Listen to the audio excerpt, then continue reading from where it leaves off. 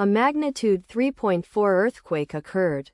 Sulawesi, Indonesia. 108 kilometers WNW of Luwuk, Indonesia, or 156 kilometers SW of Gorontalo, Indonesia. On Tuesday, the 20th of May 2025, at 0 hours 7 minutes and 36 seconds local time, the quake had a depth of 10 kilometers and was not felt, or at least not reported so. Data source from EMSC.